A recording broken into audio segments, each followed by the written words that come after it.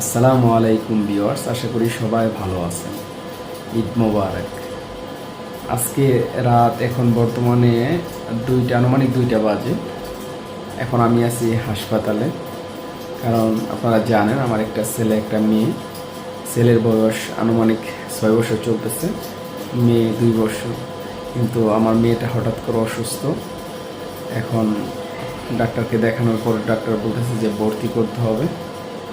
ঈদের আগের দিন রাত্রে ভর্তি করলাম উত্তরা সিনচেন জাপান হাসপাতাল। করবেন যাতে আমার মেয়েটা খুব দ্রুত সুস্থ হয়ে যায়, আল্লাহ যাতে আমার মেয়েকে সুস্থ করে দেয়, যাতে আমরা খুব দ্রুত হাসপাতাল থেকে। আগামীকালকে ঈদ, অথচ আমার ঈদ কাটবে এই হাসপাতালে। আপনারা আমার মেয়ের জন্য দোয়া করবেন, আর যে যেখানে থাকেন না কেন, আপনারা সবাই থাকুন না কেন, সবাই ভালো থাকবেন সেই প্রত্যাশা নিয়ে আজ বিদায় নিচ্ছি। সবাই ভালো থাকবেন। আসসালামু আলাইকুম।